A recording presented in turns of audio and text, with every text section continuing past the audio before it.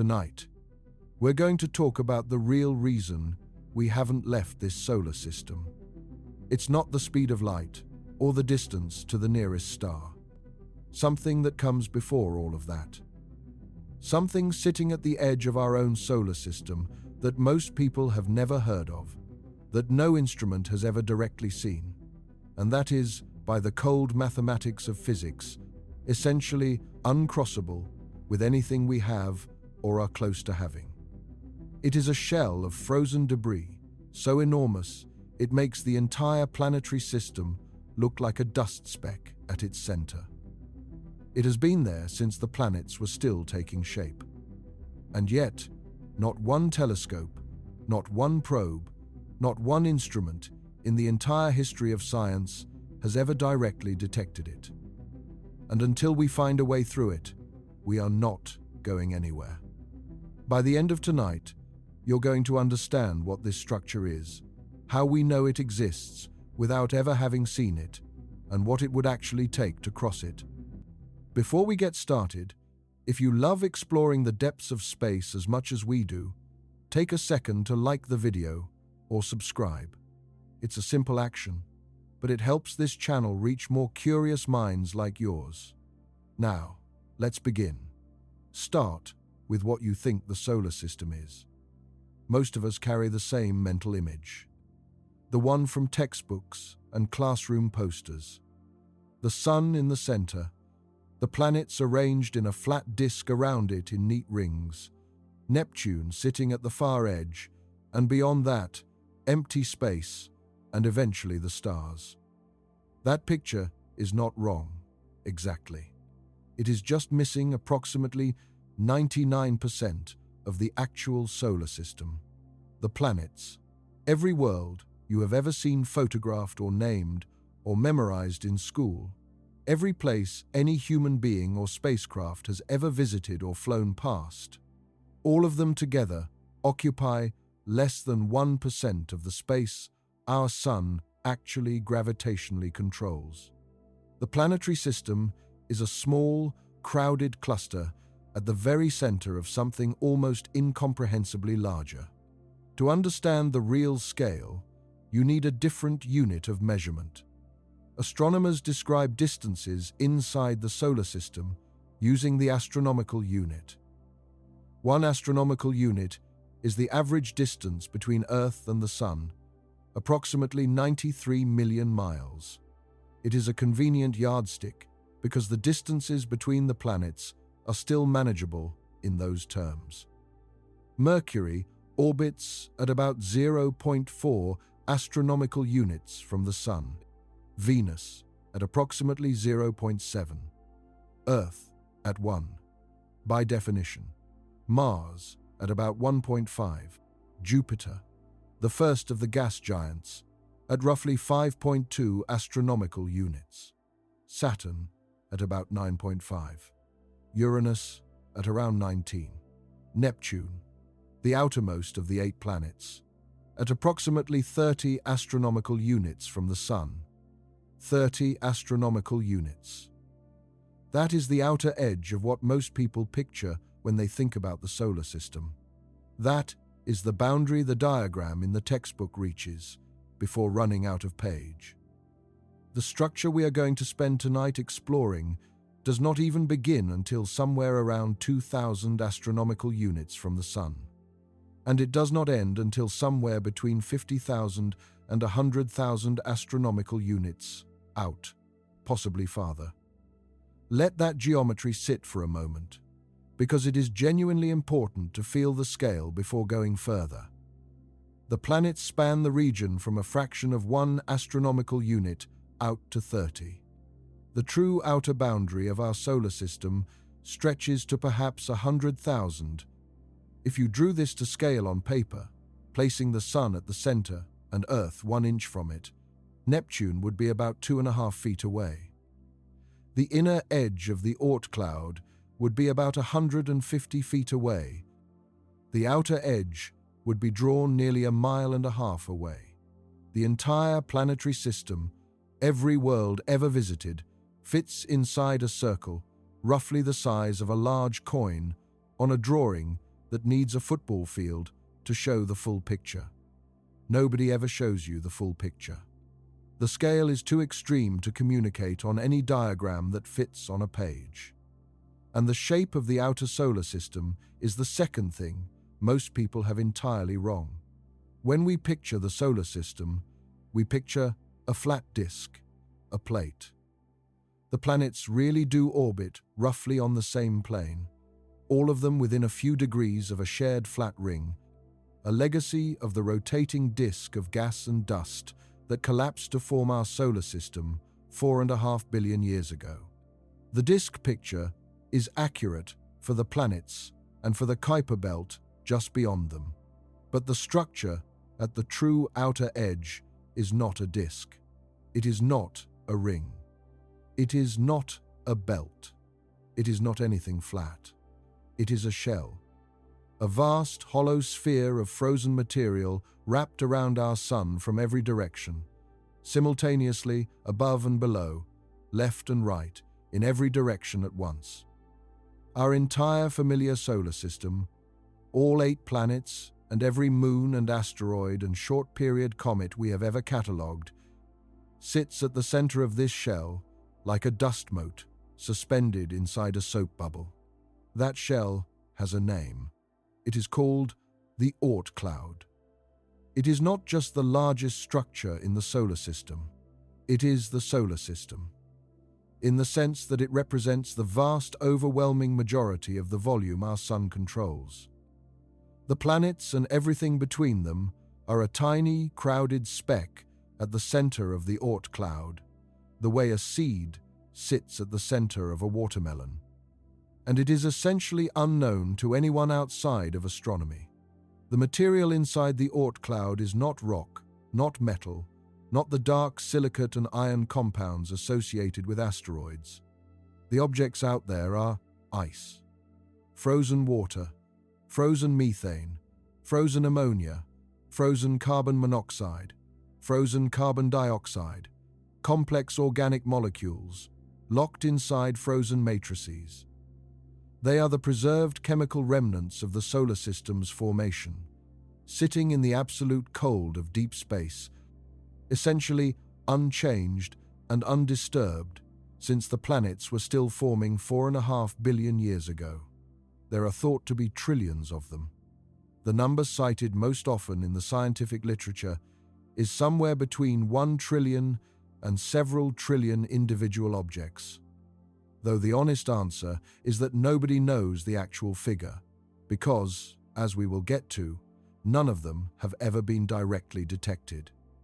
The estimate comes from modeling how many objects were likely ejected during the giant planet migration phase, combined with assumptions about what fraction of those objects remain gravitationally bound to the Sun at Oort cloud distances.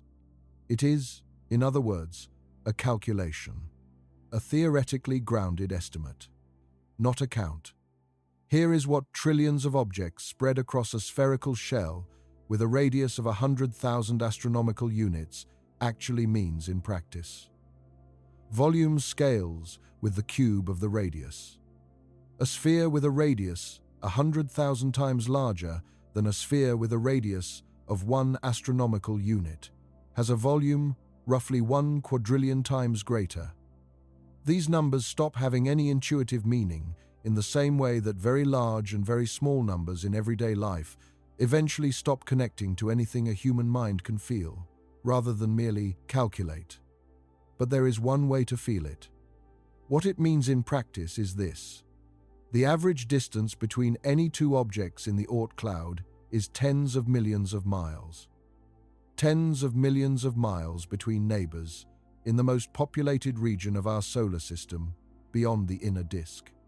To put that in terms that carry more weight, the average distance between any 2 Oort cloud objects is roughly comparable to the distance between Earth and Venus at their closest approach to each other. If you compressed every object in the Oort cloud into the distance between Earth and the Sun, you would have a dense, crowded region. Spread them across the actual volume of the Oort cloud, and you have something that is, experientially, indistinguishable from complete emptiness. If you were somehow transported to the surface of one of these frozen worlds, standing on its ice in the middle of what is technically the most populated region of our solar system, outside the inner planets, you would see absolutely nothing around you but stars. Not the next nearest Oort cloud object. It would be tens of millions of miles away, far too small and dark to be visible with the naked eye against the black sky. Not a faint nebula of slowly drifting bodies. Not a ring or a disk of material. Nothing that would look different from standing in genuine interstellar space, far from any solar system. The sun would appear not as a disk, but as a brilliant point of light, the single most luminous object in an otherwise completely ordinary-looking starfield. It would be identifiable as the brightest star in the sky, but it would be a star, not a sun. It would throw almost no warmth onto anything around it. The temperature of everything in your surroundings would be a few degrees above absolute zero, the minimum temperature physics permits. If you somehow exhaled, the moisture in your breath would freeze before it dispersed. The Oort cloud is the loneliest, emptiest, darkest region that still technically belongs to our sun. A void that contains trillions of objects and is nonetheless experientially indistinguishable from absolute emptiness. If you stood in the middle of it without knowing you were there would be no way to tell. And from Earth, with every instrument we have ever built, it is completely invisible. With every telescope ever built, across every wavelength from radio waves to gamma rays, over decades of accumulated observation time, we have never once directly detected a confirmed object in the Oort cloud. Not photographed one. Not tracked one. Not measured the reflected light from one or detected the thermal emission it produces. Every single thing we believe about this structure, its approximate size, its spherical shape, its chemical composition, its formation history, its population of objects, the forces maintaining it, the forces that disrupt it, all of it rests entirely on indirect evidence, on inference, on careful deduction from observations of things we can see, extended through reasoning and modeling to explain things we cannot. That reasoning is rigorous. It has been carefully constructed and scrutinized by astronomers for more than 7 decades since Oort published his original analysis. It is consistent with multiple independent lines of evidence. It is almost certainly correct in its broad outlines. But it has never been confirmed by direct observation. No one has ever seen an Oort cloud object. Not even once. Not even slightly. The Oort cloud is, in a precise and technically accurate scientific sense, an entity we know about without having seen. The reason for this complete invisibility is simple physics, applied with complete ruthlessness. Objects in the Oort cloud produce no light of their own. They can only be detected by the light they reflect, the sunlight that strikes their surfaces and bounces back in our direction. But the intensity of sunlight falls off with the square of distance. At 1 astronomical unit, Earth's distance, the sun delivers approximately 1,360 watts per square meter of solar flux. At 2 astronomical units, that number drops to roughly 340 watts per square meter. At 30 astronomical units, Neptune's distance, it falls to about 1.5 watts per square meter. At 100,000 astronomical units, the outer edge of the Oort cloud, the solar flux is so small that it rounds to nothing meaningful on any practical engineering scale. A piece of perfectly reflective material the size of a city sitting at that distance would reflect back toward Earth, a signal that no instrument we have ever built or are currently building could detect. And these objects are not perfectly reflective. They are dark, icy bodies, coated in radiation-processed organic material that gives them low albedos. They reflect a small fraction of the already negligible sunlight reaching them. Infrared astronomy offers no salvation. The assumption might be that even if these objects are dark in reflected visible light, they still emit heat, and heat can be detected. But these objects are not merely dark. They are cold to a degree that makes the word cold sound inadequate. They sit within a few degrees of absolute zero, the minimum temperature that the laws of thermodynamics permit. At those temperatures, the thermal radiation they emit is essentially indistinguishable from the cosmic microwave background, the faint afterglow of the Big Bang that permeates all of space at about 2.7 Kelvin. The objects are barely warmer than the background they sit against. The contrast needed for detection does not exist. Radio astronomy cannot help either. The objects are too cold to emit usefully at radio wavelengths, and too small and too distant to produce any detectably coherent radio signal. There is no wavelength, no technique, no combination of approaches available to us today or in the foreseeable near future that can detect individual objects in the Oort cloud. We are not close. We are not almost there. The gap between what current or planned instruments can detect and the signal these objects produce is not a gap that better engineering will close in any near time frame. The true outer boundary of our own solar system is, by the operation of fundamental physics, completely hidden from us. So, if we have never seen it, how do we know with genuine scientific confidence that it is there at all? The answer has been drifting through our sky for the entirety of human history. We only learned to read it in the 20th century. Comets come in two very different families, and the difference between them is where this entire story starts to make sense.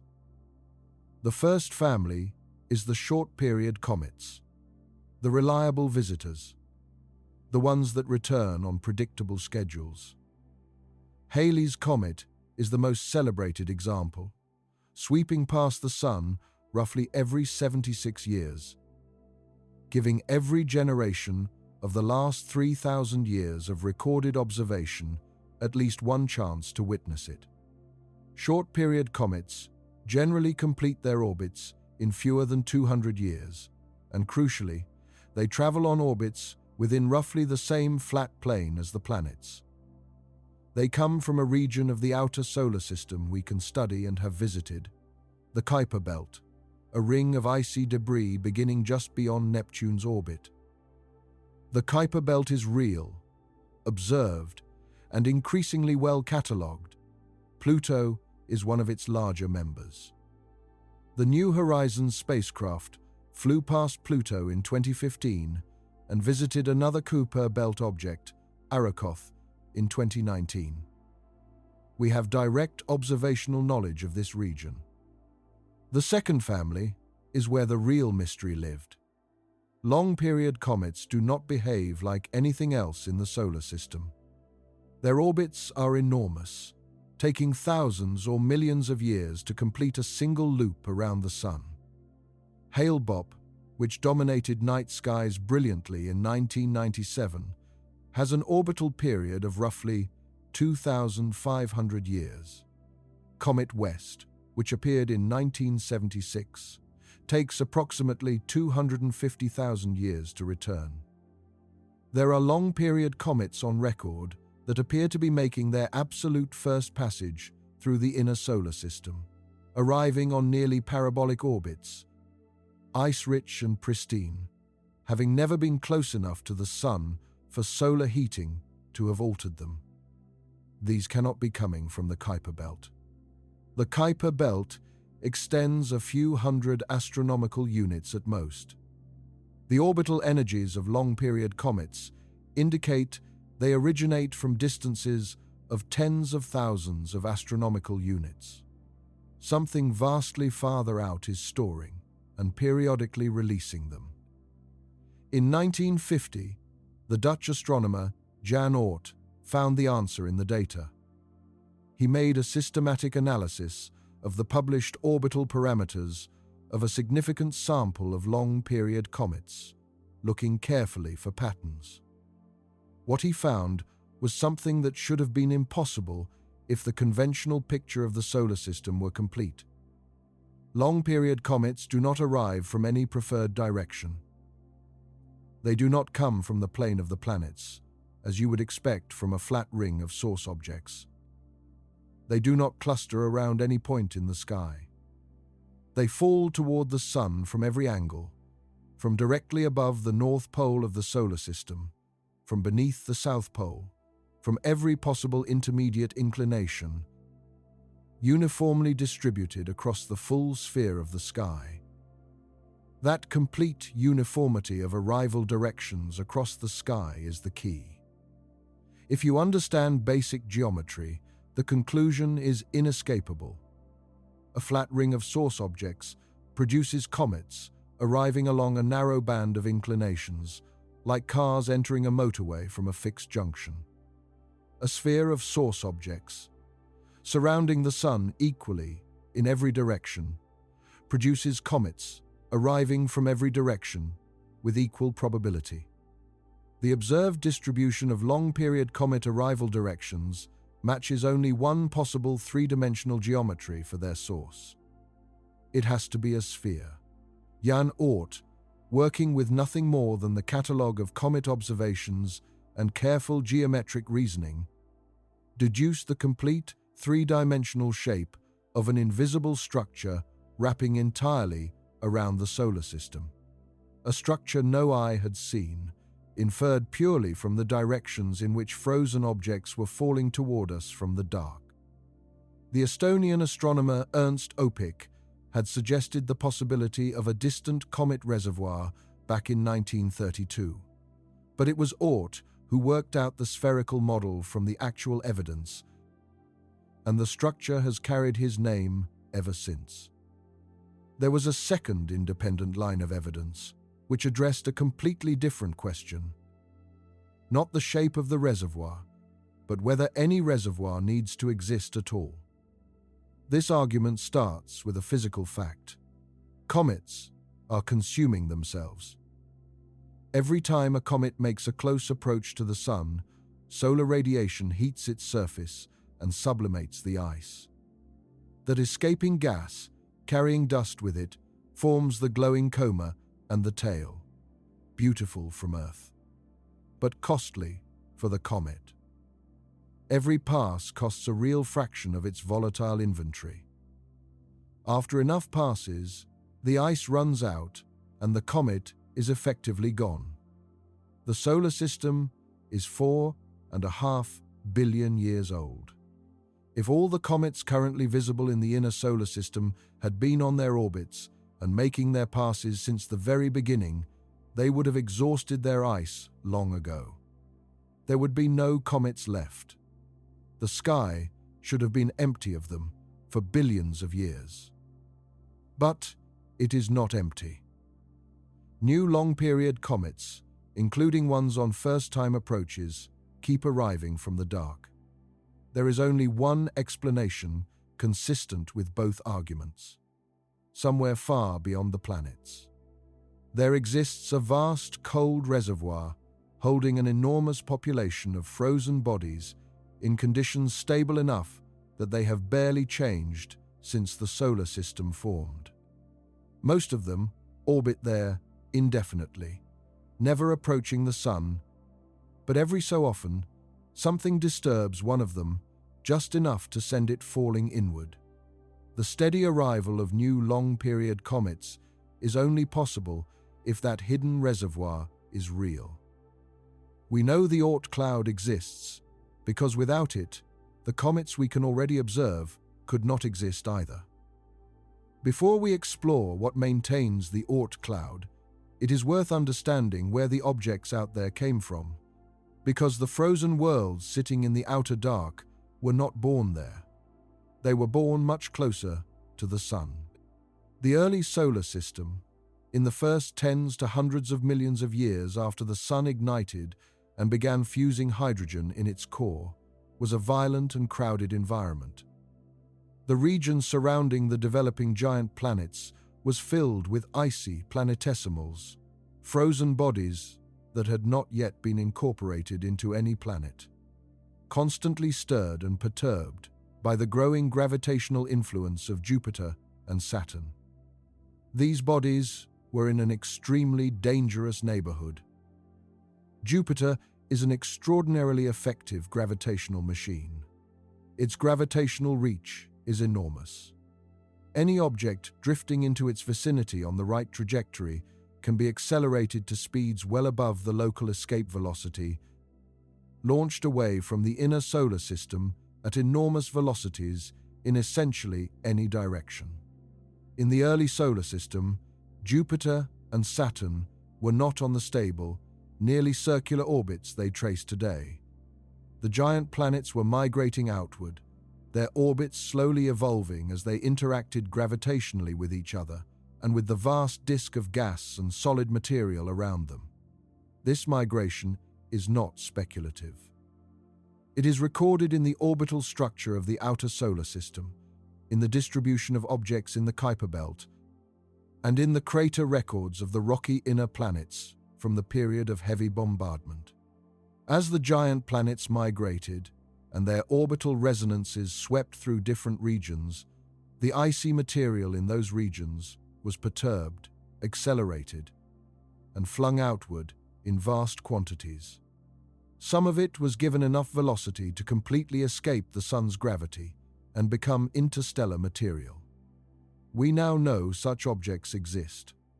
Oumuamua in 2017 and Borisov in 2019 were almost certainly objects originally expelled from other solar systems by exactly this process, wandering through the galaxy until they happened to pass through ours.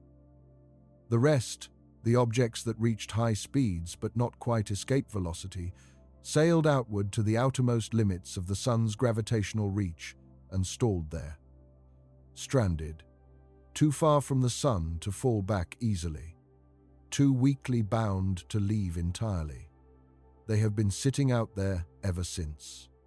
Over billions of years, the gravity of the galaxy slowly spread and randomized the orbital inclinations of this ejected material, transforming what was originally a more disk-like distribution into the spherical shell the comet data reveals today. The Oort cloud is not a primordial structure formed where it sits. It is an archive of expelled construction debris, the material the giant planets threw away during their formative years, preserved in the cold ever since. And those preserved objects are the most chemically unchanged material in the entire solar system. The conditions in the outer Oort cloud are so stable and so cold that chemical reactions essentially cease. The ambient temperature is so low that even the slowest processes operate at negligible rates. The changes occurring out there amount to slow radioactive decay of elements within the rocky ice interiors, producing minor internal heating and occasional high-energy cosmic ray impacts that can alter the surface chemistry of the outermost layers. The frozen bodies of the Oort cloud are, chemically, very nearly what they were 4.5 billion years ago. They carry the original chemical composition of the disk that gave rise to everything in this solar system. If we could access them directly and analyze them in detail, we would be reading that original composition in a form more unchanged than anything else we can reach. The Oort cloud is an archive of incomparable scientific value, an archive that is, for now, completely inaccessible. Here is where the story stops being only about our solar system and starts being about the galaxy. Out at the edge of the Oort cloud, at 50,000 or 100,000 astronomical units from the Sun, the Sun's gravitational influence has faded to almost nothing. On Earth, the Sun's gravity is overwhelming, holding our planet in a stable orbit that seems as fixed as any physical fact. But that force falls off with the square of distance, and at 100,000 astronomical units, what remains of it is so weak that the Sun is no longer the dominant influence. The rest of the galaxy can be felt. The combined gravitational influence of the Milky Way, hundreds of billions of stars, vast amounts of dark matter, and the enormous mass at the galactic center, all of it exerts a tidal gravitational force on the outer reaches of our solar system. Astronomers call this the galactic tide. The concept is directly analogous to tides in Earth's oceans. The Moon is at a finite distance, so its gravity pulls more strongly on the near side of Earth than the far side. This differential, this gradient in gravitational force across the diameter of Earth, is what produces the ocean tides. The same physics operates at vastly different scales when the Milky Way's mass distribution acts on the Oort cloud. The galactic gravitational field is not perfectly uniform across the volume of the Oort cloud. The side of the cloud facing the galactic center feels a slightly stronger pull than the side facing away. The parts lying in the plane of the galaxy, where stellar density and dark matter density are higher, experience a different pull from the parts above and below the galactic plane. This tidal differential, this gradient in the galaxy's gravitational field across the extent of the Oort cloud, has two profound effects. First, it maintains the cloud's spherical shape over long timescales. If the outer cloud were left to evolve under only the Sun's gravity, the orbits of distant objects would gradually settle into alignment with the solar system's plane, compressing the spherical distribution back toward a disk.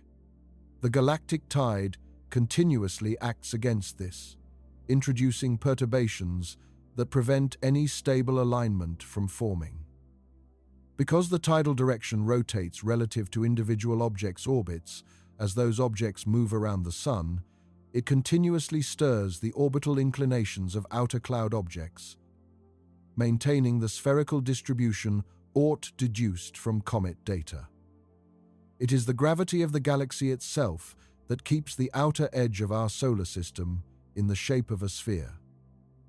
Second, the galactic tide, working alongside the gravity of passing stars, is the primary mechanism that sends comets from the outer cloud falling inward. An object in the outer Oort cloud is only very weakly bound to the Sun. Its orbit is nearly parabolic. A small tidal perturbation over millions of years can gradually reshape that orbit until its closest approach to the Sun drops below the threshold where solar heating becomes significant. When that happens, the object begins its long fall inward. We are not just a solar system sitting in space. We are a solar system with the entire galaxy pressing on its outer walls, shaping what is stored there, and periodically reaching in to send frozen messengers toward the inner planets. In February 2025, our picture of this became more complex. David Nesvorny and colleagues at the Southwest Research Institute ran detailed computer simulations of the inner Oort cloud, the region between roughly 2,000 and 20,000 astronomical units, on one of NASA's supercomputing systems. They tracked large numbers of orbital trajectories evolving under the combined influence of the Sun, the giant planets, and the long-term galactic tide over billions of simulated years. What they found was something no one had specifically gone looking for. The inner Oort cloud is not smooth. It has large-scale structure embedded within it. And that structure, when visualized, resembles something we associate with a completely different scale of object: a spiral. Two great twisting arms of icy bodies, extending roughly 15,000 astronomical units from end to end, tilted at about 30 degrees from the plane of the planets. Not a tight, compact spiral, but an open, extended two-armed structure. If you could see the inner edge of our solar system from a sufficient distance, it would not look like a flat disk or a uniform sphere. It would look like a tiny galaxy. The cause is the galactic tide operating over billions of years. The slow, directional gravitational influence of the Milky Way has gradually twisted the orbital geometries of inner cloud objects into a pattern that mirrors the spiral structure of the galaxy, doing the sculpting. The edge of our solar system is secretly shaped like the galaxy containing it. The detail that best captures how unexplored our own neighborhood remains. The astronomer who led the work noticed the spiral almost by accident while preparing visualizations for a planetarium program. We did not photograph it. We could not. We found a galaxy-shaped structure at the edge of our solar system inside a supercomputer simulation, because the real thing is invisible to everything we have built. There may be one faint physical exception to the Oort cloud's complete observational invisibility. One object that may represent our first actual detected member of its inner reaches. In 2003, astronomers led by Mike Brown discovered a small, reddish world far out beyond the Kuiper Belt. They named it Sedna. Sedna's orbit is unlike anything else known in the solar system. At its closest approach to the Sun, it gets no nearer than about 76 astronomical units, already well past Neptune. At its farthest, it retreats to approximately 900 astronomical units. Its orbital period is roughly 11,000 years, meaning 11,000 years to complete a single orbit. What makes Sedna significant beyond its extreme distance is its orbital architecture. It never comes close enough to Neptune for Neptune's gravity to have placed it there. Neptune is the dominant gravitational influence in the outer solar system, responsible for the orbital shapes of most Kuiper Belt objects. But Sedna is always too far away to be within Neptune's meaningful reach. Something else sets Sedna on its current path. The leading candidates are an early stellar encounter when the Sun was still embedded in the star cluster in which it formed, or the long-term galactic tide, or a large, undiscovered body somewhere in the distant outer solar system. Many astronomers consider Sedna the first confirmed member of the inner Oort cloud, or a transitional object at the frontier between the scattered disk and the cloud proper. Either way, it is the closest we have come to directly detecting something from that distant region. And even Sedna, at distances that would take our fastest spacecraft tens of thousands of years to reach, appears to us as a faint reddish point drifting slowly across the sky. One object, barely detectable, at the very inner edge of what we are talking about. The cloud itself is far past it, completely dark, completely silent, completely out of reach. The rest of it has never been touched by any instrument we have ever built. The survey that found it was specifically designed for detecting very distant, very slowly moving objects. It was barely detectable with the instruments of 2003. The cloud it may belong to lies far past it, in the dark, still completely unseen. So consider what this all leaves us with. We have deduced the approximate size of a structure we have never seen, from the orbital energies of comets falling into the inner solar system. That alone should stop you for a moment. We mapped something no one has ever once seen. We have determined its spherical shape from the uniformity of comet arrival directions. We have discovered a spiral structure in its inner regions through computer simulation. We understand its formation history from the dynamics of the early solar system. We know the forces maintaining it, including the gravity of the entire Milky Way. All of this, without ever once directly observing a single confirmed object within the Oort cloud itself.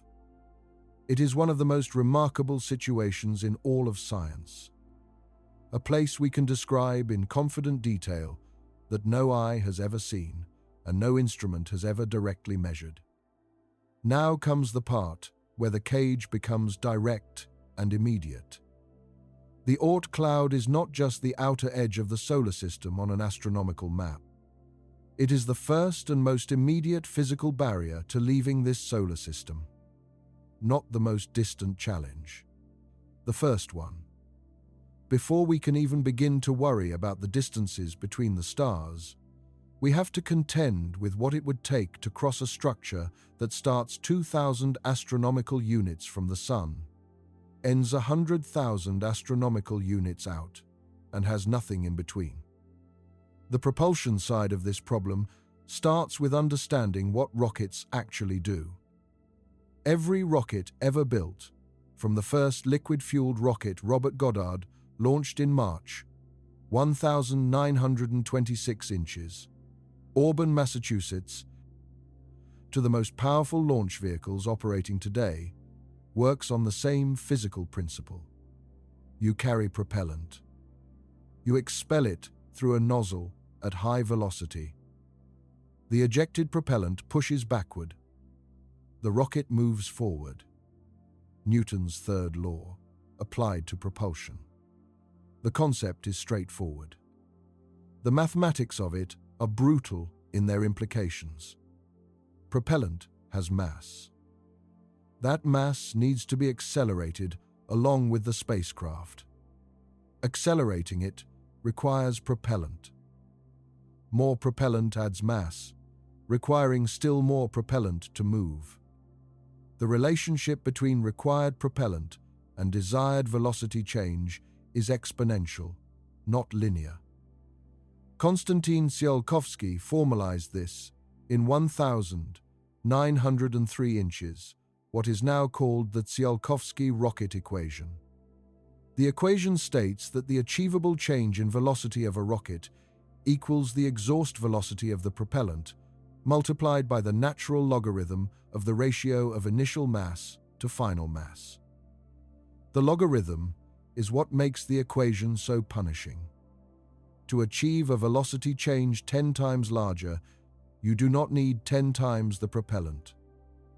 You need the initial to final mass ratio raised to the power of 10. For large velocity changes, the required initial propellant mass grows exponentially. The numbers spiral against you faster than intuition suggests. The Saturn V rocket illustrates this concretely. It was the most powerful launch vehicle ever successfully operated by any space program. It stood approximately 111 meters tall and weighed approximately 2.9 million kilograms, fully fueled. Its first stage, alone, burned through roughly 2 million kilograms of liquid oxygen and kerosene in about 160 seconds.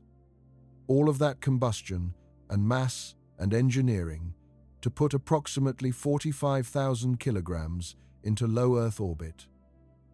To send 3 astronauts to the Moon and return the command module to Earth, the ratio of initial launch mass to returning spacecraft was approximately 90-1. The Moon is about 239,000 miles from Earth. Proxima Centauri, the nearest star to our Sun, is approximately 25 trillion miles away. That is roughly 107 million times the distance to the Moon. If you attempted to reach Proxima Centauri in a human lifetime using chemical propulsion, the amount of propellant required at launch would not merely exceed what exists on Earth.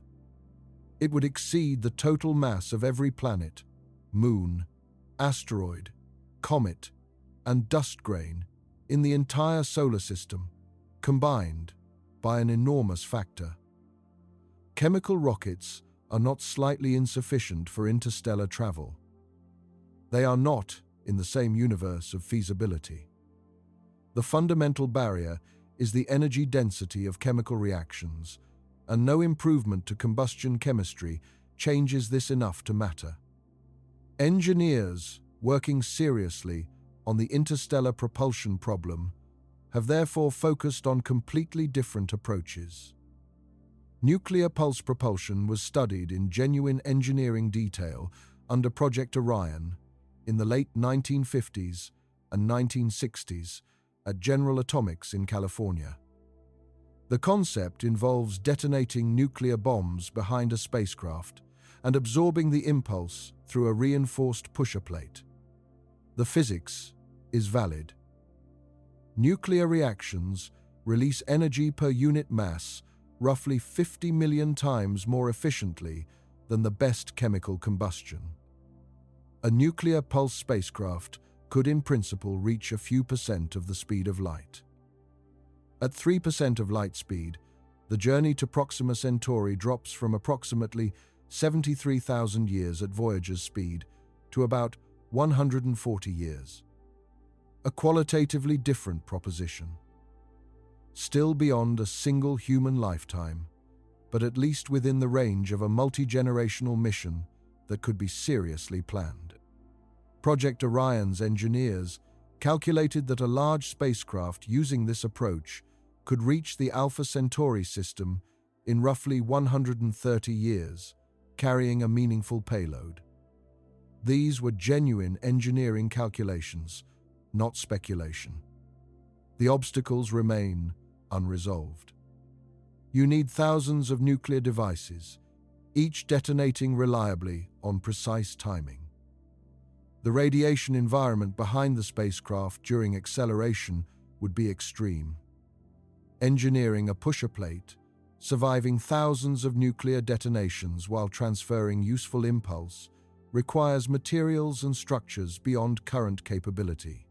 The political, legal, and environmental obstacles to assembling and launching such a vehicle have never been overcome in the 60-plus years since Project Orion was cancelled in the early 1960s. Fusion propulsion is the conceptual step beyond, in terms of elegance, if not current feasibility. Nuclear fusion, the process powering every star in the galaxy, combines light nuclei into heavier ones and releases enormous energy. A fusion drive would be far more efficient than any fission system, with exhaust velocities potentially reaching a meaningful fraction of the speed of light given adequate fuel. The fuel is not the barrier. Hydrogen, the primary fuel for the most accessible fusion reactions, is the most abundant element in the universe. The barrier is that we have not yet achieved controlled, sustained nuclear fusion in any practical form on Earth. After more than 70 years of research and tens of billions of dollars of investment, we are closer than ever to achieving net fusion energy, but a practical fusion power system is still in development. A compact, high-thrust fusion drive for a spacecraft is an additional and distinct engineering challenge beyond just achieving net fusion, with its own specific requirements. Antimatter propulsion is theoretically the most efficient system possible within known physics. When matter and antimatter particles meet, both annihilate completely. 100% of their combined mass converts to energy. Nothing releases more energy per unit mass. An antimatter-driven spacecraft could, in principle, reach a substantial fraction of the speed of light, making interstellar travel in human lifetimes physically possible. The barrier is production. We produce antimatter in particle accelerators, but only in nanogram quantities. The total produced by every accelerator in human history would not be visible to the naked eye, and would annihilate almost instantly upon contact with ordinary matter. Scaling from nanograms to kilograms requires energy inputs comparable to a significant fraction of global electricity generation, sustained over years. It is not a near-term engineering challenge. It requires a level of industrial and energy infrastructure that does not exist and would take generations to build. Laser-driven light sails offer the most realistic near-term path for very small, uncrewed probes. Breakthrough Starshot proposes accelerating gram-scale spacecraft to roughly 20% of the speed of light using enormous ground-based laser arrays. At that speed, a probe could reach Proxima Centauri in about 20 years. This is a serious proposal with preliminary engineering work ongoing. The challenges, including a laser array delivering roughly 100 gigawatts in a coherent beam and a sailcraft surviving extreme acceleration forces, are formidable, but at least conceptually addressable. The critical limitation is scale. The result would be a probe massing a few grams. The leap from gram-scale uncrewed sailcraft to a vessel sustaining human life for decades involves energy requirements and engineering complexity that are categorically different, not incrementally harder. The honest assessment: no propulsion system we can currently build sends human beings to the nearest star in less than thousands of years. No propulsion system we can seriously design with near-term technology does it in less than centuries. And even if propulsion were completely solved, the Oort cloud presents a separate challenge that is independent of how fast you can go. You might assume that crossing it is at least uncomplicated, even if slow. It is almost entirely empty. Average separations of tens of millions of miles between objects. A spacecraft could travel through it for an immense span of time without anything approaching closely enough to matter. The danger of crossing the Oort cloud is not collision. The danger is what crossing an empty void with no waypoints, no resources, no stopping points, and no rescue option actually means for anything trying to transit it. Inside the planetary system, long-distance human spaceflight has a conceivable strategy. Scientists call it island hopping. You move outward in stages, pausing at intermediate bodies to extract water and volatiles, repair systems, and resupply from locally available resources rather than carrying everything from the very beginning. Earth to the moon to Mars, Mars through the asteroid belt, the belt to the Galilean moons of Jupiter. Each leg is challenging. The distances and timescales already far exceed anything human beings have accomplished beyond low Earth orbit. But the stopping points exist. Resources are available at multiple locations. Beyond Neptune, the stops disappear. The Kuiper belt objects are sparser than the asteroid belt. The Oort cloud objects are so thinly distributed that the average separation between any two of them is comparable to the distance between Earth and Saturn. You cannot island hop across a void where the stepping stones are hundreds of millions of miles apart and invisible. Any spacecraft crossing the Oort cloud must carry everything it needs from the moment it leaves the last accessible resource in the inner solar system all the way to the far side. Every unit of propellant, every liter of water, every molecule of oxygen, every calorie of food, every spare component for every critical system that will be needed at any point during the crossing. At Voyager's speed, crossing from the inner edge of the Oort cloud at around 2,000 astronomical units to the outer edge at 100,000 would take approximately 33,000 years. 33,000 years of complete self-sufficiency with no external support, no rescue, and no margin for failures in any critical system. The oldest continuous human institutions are measured in centuries.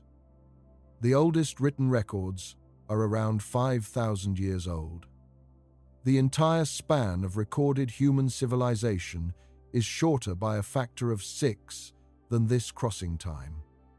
With advanced propulsion at a few percent of light speed, that transit time drops to centuries. At 20% of light speed, to about 20 years. But the fundamental character of the crossing remains unchanged, regardless of speed. Complete self-sufficiency, zero external resources, no rescue option, for however long it takes. The Oort cloud is not primarily a distance problem. It is a problem of what sustaining life across a void that offers absolutely nothing would actually demand. The Oort cloud has another dimension that most people do not consider. It is not static. It is not passive. Things from outside can reach in. About 70,000 years ago, while modern humans were already present on Earth, living and thinking and looking up at the same stars we see tonight, a small dim star passed through the outer reaches of the Oort cloud. Astronomers have reconstructed its trajectory backward through time using precise measurements of its current position and velocity. They call it Schultz's star. Based on the reconstruction, Schultz's star, a binary system consisting of a small red dwarf and a brown dwarf companion, came within roughly 52,000 astronomical units of the Sun. It moved through the outer shell of the Oort cloud while our ancestors were already anatomically modern humans, capable of language and complex social structure, spreading across the planet.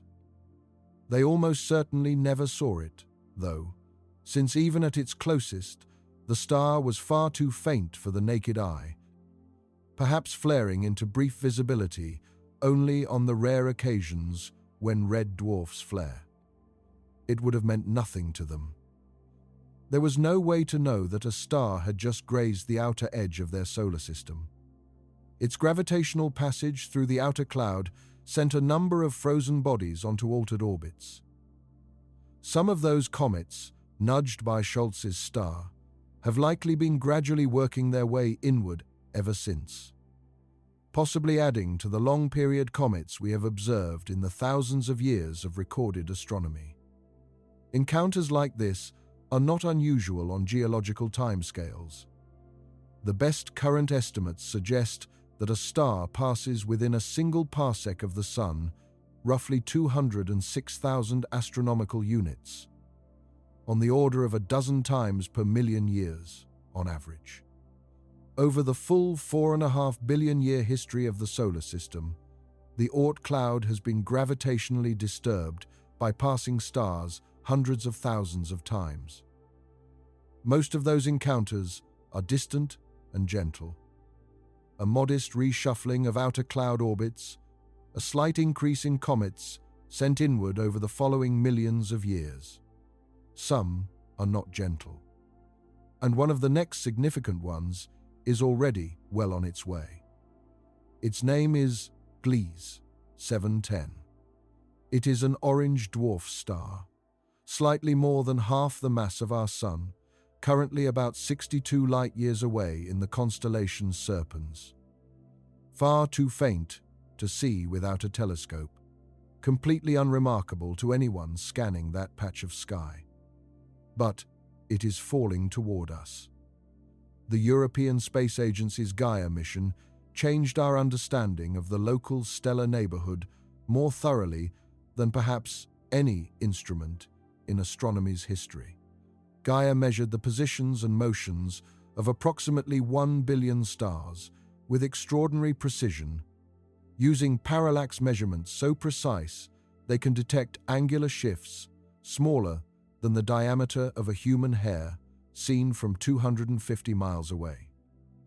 Using Gaia data, astronomers reconstructed the future trajectory of Gliese 710 with high confidence.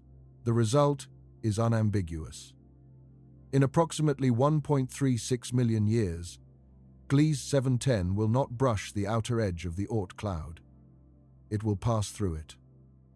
The current best estimates put its closest approach at somewhere between 10,000 and 13,000 astronomical units from the Sun. That is well inside the outer Oort cloud, moving through the region where trillions of frozen bodies are orbiting. This is not a probabilistic forecast of a possible future event. With the Gaia data, the certainty is essentially total. Gliese 710 is going to pass through our Oort cloud. The remaining uncertainty is only in the precise closest approach distance, and the uncertainty is not large enough to change the fundamental picture. The passage will be substantially more disruptive than a typical stellar encounter for a specific reason. Most stars that drift close to the solar system are moving fast enough that the time they spend within significant gravitational range of the Oort cloud is relatively brief. They tear through relatively quickly. The perturbation is sharp and finite. Gliese 710 is an unusually slow-moving star relative to the Sun. Its approach velocity is low. It will take a long time to traverse the outer cloud region, lingering within gravitational range far longer than a faster star would. Slow encounters are more disruptive to the cloud than fast ones, because the gravitational influence has more time to work on the orbits of nearby objects.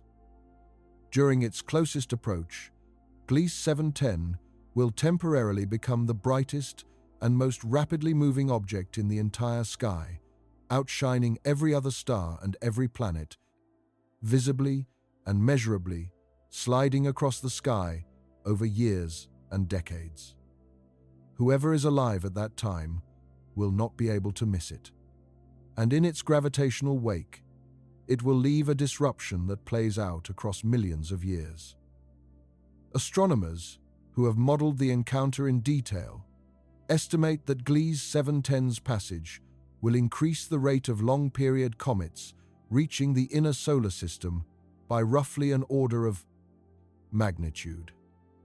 The current background rate of new long-period comets reaching their closest approach to the Sun is roughly a handful per year.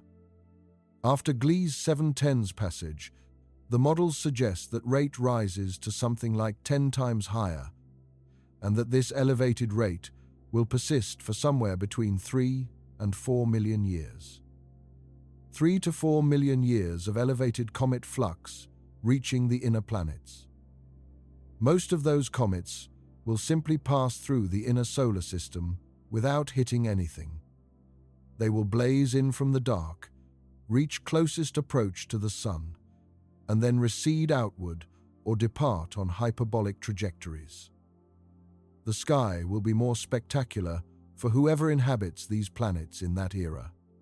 But over a period measured in millions of years, with elevated numbers of comets crossing the orbits of the inner planets continuously, the cumulative probability of at least one significant planetary impact increases to levels that cannot be dismissed.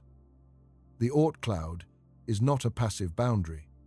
It is a mechanism through which events originating light years away can ultimately reach down to the surface of our planet. A star, 62 light years away, passing through a structure we cannot even see, will one day influence what arrives in the skies over whatever civilization exists on Earth 1.5 million years from now. The cage has a relationship with everything outside it.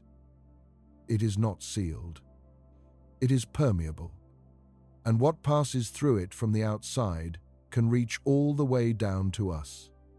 Now, bring it back to what our best current achievement looks like, measured against this scale. Because nothing puts the Oort cloud in perspective quite like the object we have actually managed to send closest to it. And closest, it turns out, is a very relative term out here in the dark. Voyager 1 launched from Cape Canaveral on the 5th of September, 1977. It carried instruments designed to study the outer planets of the solar system and whatever lay beyond them. It flew past Jupiter in March 1979, using that planet's gravity to accelerate towards Saturn. It flew past Saturn in November 1980, using Saturn's gravity for a final boost that sent it outward above the plane of the solar system. Then it simply kept going. No engine burns. No additional propulsion. Just momentum. The residual speed of a launch nearly 50 years ago, carrying it outward still. In August 2012, Voyager 1 crossed the heliopause, the boundary where the sun's outflowing solar wind gives way to the interstellar medium. It became the first human-made object to enter interstellar space in that specific sense. The achievement was real, and the celebration was deserved. But the heliopause is not the edge of the solar system in the sense of the sun's gravitational reach. It marks the edge of the solar wind bubble at approximately 120 to 150 astronomical units. The inner edge of the Oort cloud begins somewhere around 2,000 astronomical units. The outer edge is at 100,000. Right now, Voyager 1 is approximately 172 astronomical units from the Sun. In nearly 50 years of continuous travel, it has covered roughly 8% of the distance to the inner edge of the Oort cloud. And it is running out of power. Voyager 1 generates electricity from a radioisotope thermoelectric generator, converting the heat from decaying plutonium-238 into electrical power. That heat output falls continuously as the plutonium decays, following the half-life curve of the isotope. Plutonium-238 has a half-life of approximately 87 years. Its heat output roughly halves every 87 years. At launch, Voyager 1 was generating approximately 470 watts. Today, it generates roughly 250 watts. That number falls by approximately 4 watts per year. The mission team at NASA's Jet Propulsion Laboratory has managed this decline for decades with careful advanced planning, shutting down instruments and non-essential systems in a predetermined sequence as power drops, extracting maximum science from what remains. 7 of Voyager 1's 10 original science instruments are already permanently dark. Only 2 remain operational. The scientists and engineers managing the mission have become increasingly cautious about how confidently they predict the spacecraft's remaining functional lifetime. Every year, the power budget tightens further. Every year, the options narrow. Sometime in the coming years, most likely in the early 2030s, the final instrument will fall silent. Voyager 1 will stop returning scientific data. It will not stop moving. No signal will come back from it. No data. Nothing. Physics does not require power to coast. Voyager 1 will continue outward at approximately 38,000 miles per hour, a dead machine in the dark. No instruments. No transmissions. Continuing purely because there is nothing to stop it. At 38,000 miles per hour, Voyager 1 will not reach the inner edge of the Oort cloud for approximately 300 years. It will not reach the outer edge for nearly 30,000. The farthest object humanity has ever sent into space will fall permanently silent centuries before it even touches the beginning of the Oort cloud. Then it will drift silently through that cloud for 30 millennia before finally passing beyond the sun's gravitational reach. During those 30,000 years of silent transit, Voyager 1 will pass among trillions of frozen objects it cannot detect, transmitting nothing. a cold, inert artifact moving at its fixed speed through a region it cannot sense. It carries a golden record.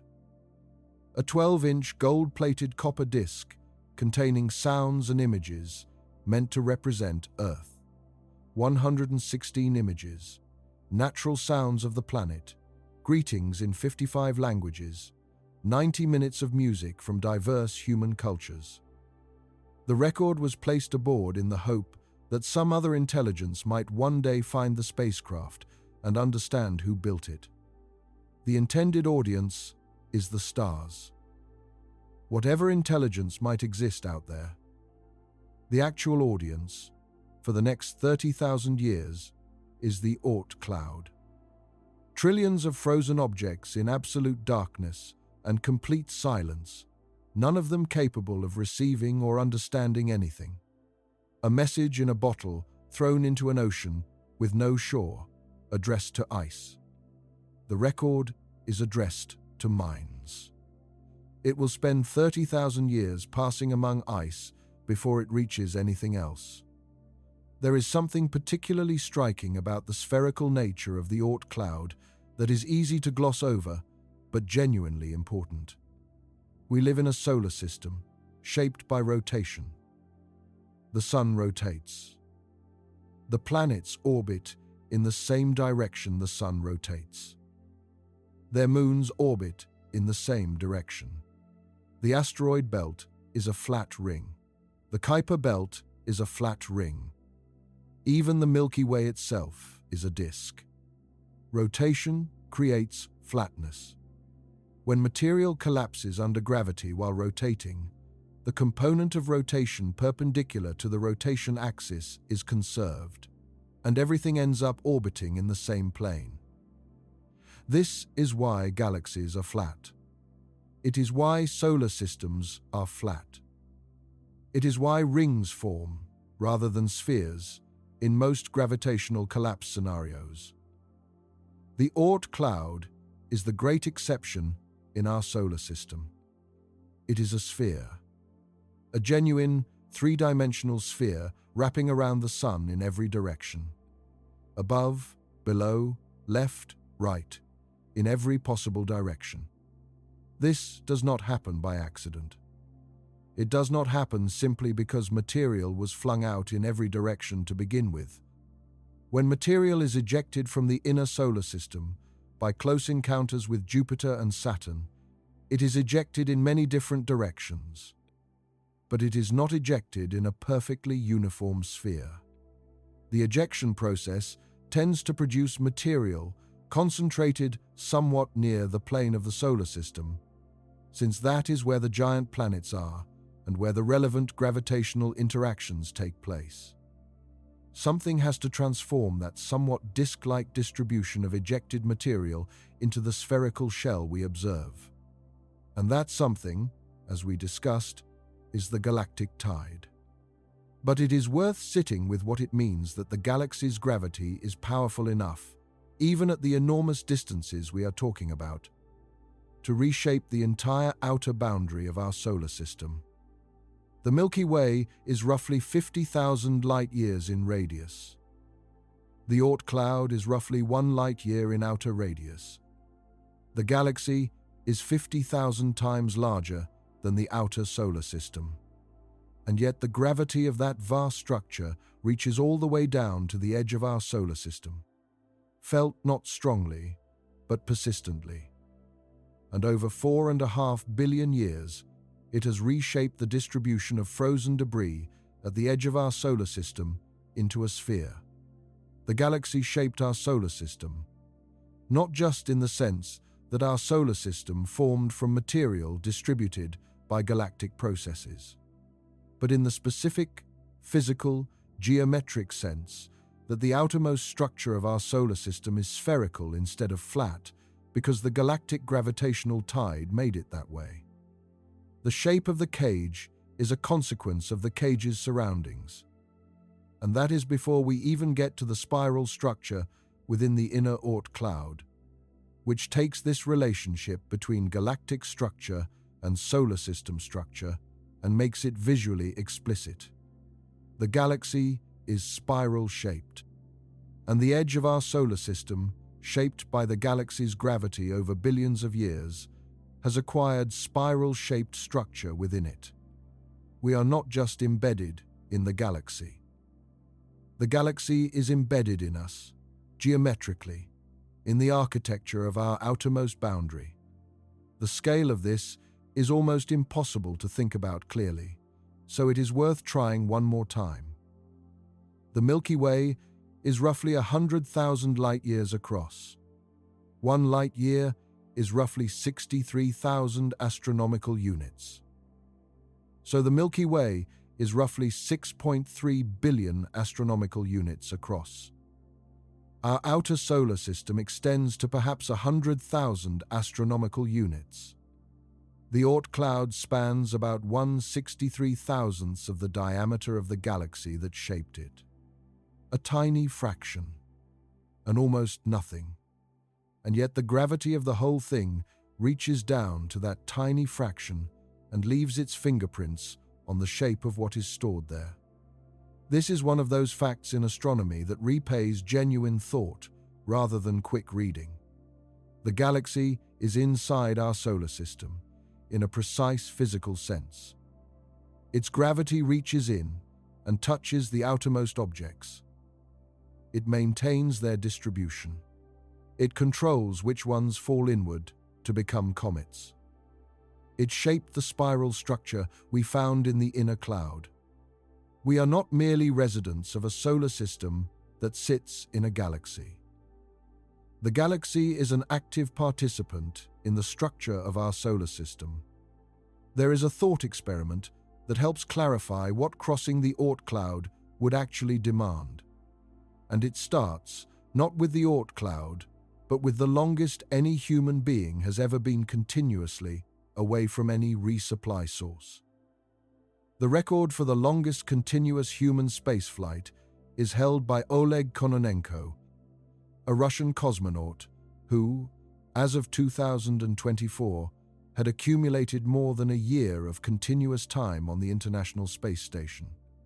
The ISS is regularly resupplied, with cargo ships arriving every few months carrying food, water, equipment, and spare parts. Even so, a year plus in space is physically demanding, psychologically difficult, and medically significant, producing measurable losses in bone density, muscle mass, and visual acuity that require months of rehabilitation after landing. Now, consider what the Oort cloud crossing demands. Even with the most optimistic near-term propulsion scenarios, a crossing of the outer Oort cloud in a crewed vehicle would take decades. With realistic propulsion timelines, it would take centuries or millennia. The ISS crew model, resupplied every few months, does not transfer to this scenario in any straightforward way. Every kilogram of oxygen, water, food, spare parts, and medication that a crew would need for the entire duration of the crossing would need to be loaded at departure. There are no resupply missions possible once you are in the Oort cloud. The distances and transit times make any rescue or resupply from the inner solar system completely impractical. The life support systems would need to be perfectly reliable for the entire duration of the mission.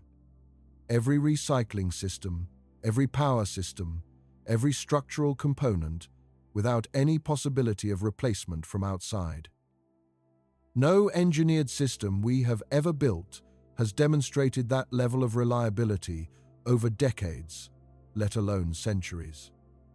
Aircraft are overhauled every few thousand flight hours. Spacecraft components routinely fail, sometimes fatally.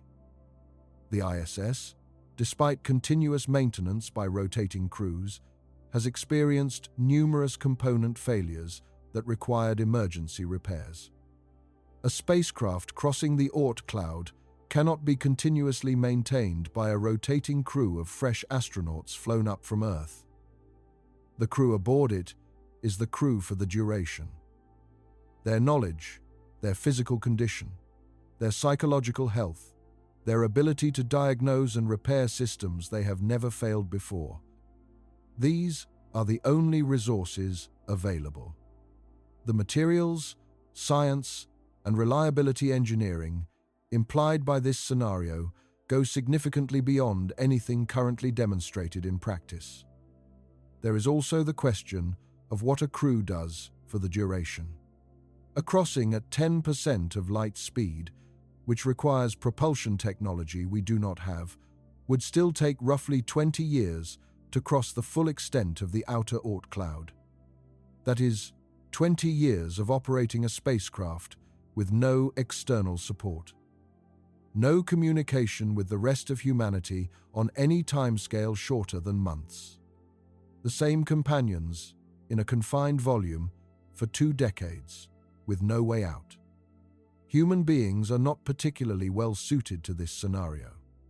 We are social animals that evolved in dynamic environments with a great deal of novelty and social interaction. Long-duration space missions in more confined scenarios than an Oort cloud crossing have produced significant psychological challenges, even with Earth close enough for daily communication. 20 years of confinement in a small spacecraft with no contact shorter than months would be a psychological challenge of a scale no one has ever seriously attempted to plan for. None of this is to say it is impossible. People have achieved extraordinary things under extraordinary conditions. But it is to say that the challenge of crossing the Oort cloud is not merely an engineering challenge of getting a vehicle there fast enough. It is a comprehensive systems challenge encompassing propulsion, life support, reliability, materials, science, food production, medical capability, and human psychology. Each of which represents a serious unsolved problem in its own right. The cage is not just made of distance. It is made of the gap between what we need and what we currently know how to build. There is a philosophical dimension to the Oort cloud that does not get much attention in the scientific literature, but seems worth considering. The Oort cloud is, among other things, evidence of a kind of forgetting. The giant planets threw this material out billions of years ago. The exact trajectories, the exact conditions, the exact positions and velocities of every one of these objects at the moment of ejection are now completely inaccessible to us. The information encoded in those ancient gravitational encounters has been scrambled by billions of years of perturbation, by the galactic tide, by stellar encounters, by the slow dance of the outer cloud with itself over geological timescales. What remains is the statistical fingerprint, a spherical distribution, a certain size range, a chemical composition that reflects the composition of the early solar nebula. We can read the average properties. We cannot reconstruct the particulars. This is not unusual in science. Most of the history of the universe is recorded only statistically in distributions and averages and correlations rather than in specific reconstructible events. But the Oort cloud makes this unusually vivid because it involves our own solar system and our own history.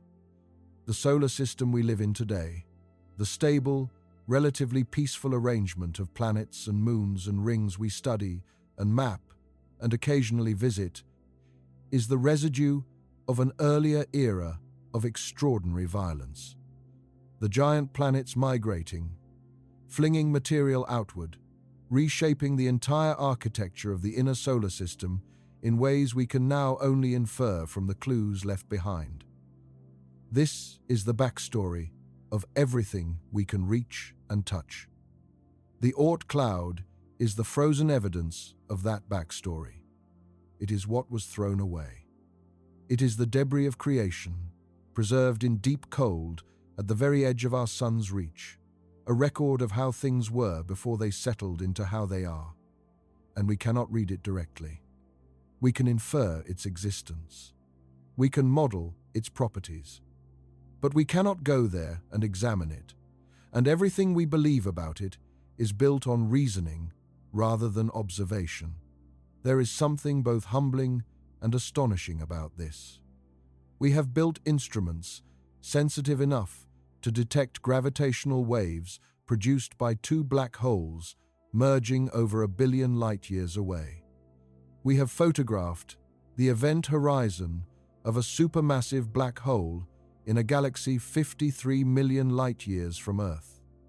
We have detected the atmospheres of exoplanets orbiting stars hundreds of light-years away, and inferred from those detections that some of those planets might have water in their atmospheres. And yet, we cannot see the frozen objects sitting in our own solar system's outer boundary, a boundary that extends no farther than a small fraction of 1 light-year.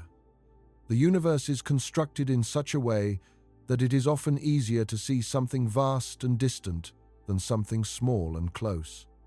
A nearby dim object is often harder to detect than a distant brilliant one. The Oort cloud is a nearby dim extended object, which is precisely the combination of properties that makes it most difficult for us to observe. Our tools are adapted to our history, and our history has been one of looking at bright things, stars, galaxies, supernovae. Our instrumentation is not well suited for dark, cold, dispersed objects at intermediate distances. The Oort cloud sits precisely in the detection gap between the inner solar system we can see and the distant universe we can photograph. The Oort cloud exists in a detection shadow. It is too far away to be seen by the methods we use for the inner solar system, and too close and too dim to be detected by the methods we use for the distant universe. It is, in a very precise sense, invisible because of where it is and what it is, not because it is in principle undetectable. With fundamentally different instrumentation, different in kind, rather than just in sensitivity, we might one day be able to detect the statistical signature of the Oort cloud directly, rather than inferring it from comets. Future infrared surveys of sufficient sensitivity might detect the very faint glow of millions of Oort cloud objects against the cosmic background. Future gravitational microlensing surveys might detect the passage of Oort cloud objects against background stars. These possibilities are not imminent, but they are not physically forbidden. The Oort cloud may not be invisible forever. Until then, we know it is there because of what falls from it, and we know what it tells us about our situation because of what the mathematics of getting there demands. And what both of those things say, together, is this: we are inside something enormous and invisible, and getting out is harder than it looks. Breakthrough Starshot is worth examining in detail, because the gap between what it can achieve and what crude interstellar travel actually requires is itself illuminating. The idea, in outline, is elegant. Use a high-powered ground-based laser array to illuminate a very thin, very light, reflective sail attached to a tiny probe. Light carries momentum, and when photons bounce off a reflective surface, they transfer that momentum to the surface.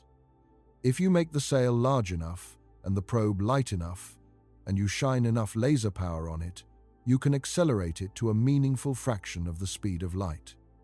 The numbers suggest that a sail, roughly 4 meters square, carrying a gram-scale payload, could be accelerated to roughly 20% of the speed of light by a laser array, delivering about 100 gigawatts over a period of minutes.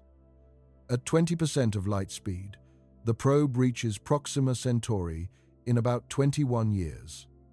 The concept is not science fiction. The physics of photon pressure is real and well understood. We have demonstrated laser propulsion in laboratory settings. Solar sails, which use sunlight rather than laser light, have been deployed in space. The Japanese spacecraft Icarus, launched in 2010, demonstrated solar sail propulsion in space and has been followed by several other solar sail missions. But scaling from demonstrating solar sails in space to achieving 20% of light speed requires addressing a sequence of engineering challenges, each of which is severe. The laser array would need to deliver 100 gigawatts of coherent light in a single collimated beam, maintained on a target a few meters across that starts near Earth and then rapidly moves away. For comparison, the total electrical generating capacity of the United States is approximately 1,000 gigawatts. Breakthrough Starshot's laser array would require an electrical input comparable to 10% of the entire US grid, delivered in a pulse lasting several minutes, repeated for each probe launch. The optics required to keep the beam coherent and focused over the distance at which the probe is being accelerated are not currently achievable. Atmospheric turbulence alone would destroy the coherence of a 100 gigawatt laser beam long before it left the atmosphere with the precision required. The proposal calls for arrays of smaller lasers with adaptive optics to compensate for atmospheric effects, but demonstrating that this works at the required scale and power level remains a significant engineering challenge. The sailcraft itself must be so thin that it is essentially a film, massing only a few grams for a 4-meter sail. It must be highly reflective to maximize the momentum transfer from each photon. It must be able to withstand the thermal load of 100 gigawatts of laser power, illuminating it for several minutes without vaporizing or warping. These material requirements are beyond anything currently available. The acceleration the sailcraft must survive is extraordinary. To reach 20% of light speed in a few minutes of laser illumination requires an acceleration of roughly 10,000 times Earth's gravitational acceleration. This is enough to shred most engineered structures. The sailcraft and its payload must be designed to survive this intact. After reaching 20% of light speed, the probe is on its own. There is no on-course correction possible. No way to adjust the trajectory if it deviates from the planned path. No way to fix any malfunction that occurs during the 21-year cruise. The probe must function flawlessly from launch until arrival, with no intervention possible. On arrival, there is no way to slow down. The probe has no means of deceleration.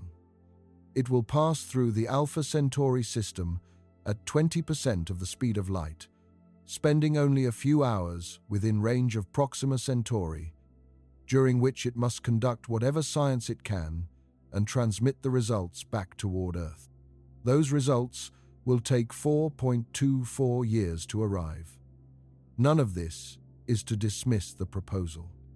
It represents the most realistically grounded, near-term concept for reaching another star that exists. The physics is valid.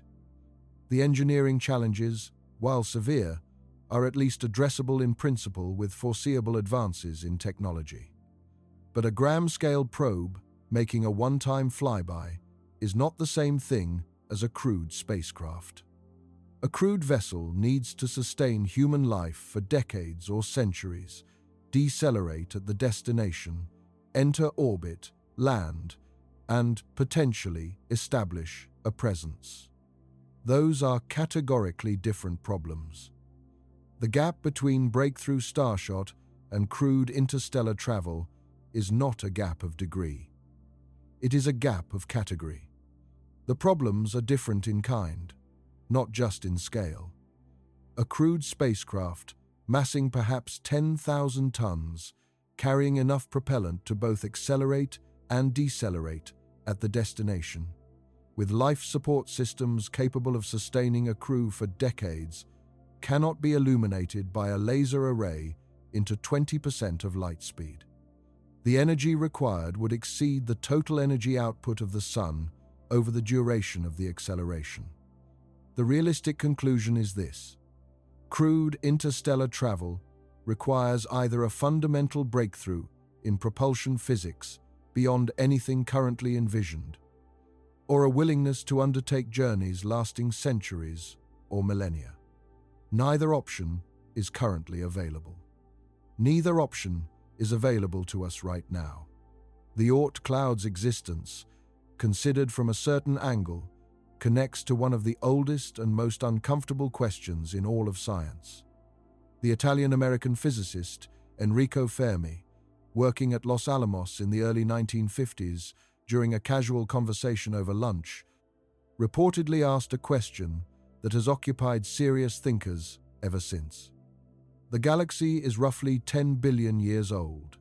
It contains hundreds of billions of stars. Many of those stars are old enough to have given rise to intelligent civilizations billions of years before our own.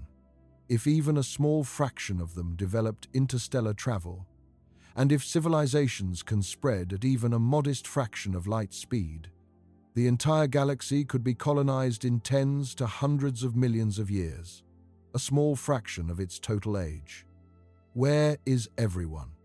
This is the Fermi paradox, and it has generated an enormous range of proposed answers in the subsequent 7 decades. Some answers focus on the rarity or fragility of intelligent life. Perhaps the origin of life is so improbable that it has only occurred once or a handful of times in the galaxy, and we happen to be one of those rare instances. Perhaps intelligence is common, but the technological capability for interstellar communication or travel is rare, or is destroyed by the same civilizational processes that create it. Perhaps every civilization that becomes technically capable eventually eliminates itself through warfare or environmental collapse before it can spread to other stars. Some answers focus on the physical challenges of interstellar travel. Perhaps the distances are simply too large, and even technologically advanced civilizations cannot bridge them on any meaningful timescale. Perhaps interstellar travel, even for a civilization far more advanced than ours, remains so difficult and so resource-intensive that it is never undertaken at the scale that would make it detectable. The Oort cloud connects directly to this second category of answers. If the Oort cloud is the first barrier to leaving a solar system, and if that barrier is universal to all solar systems formed by the same process, then every civilization anywhere in the galaxy faces the same obstacle we face. The barrier is not unique to our situation. It is the default starting condition for any technological species in any planetary system around any star.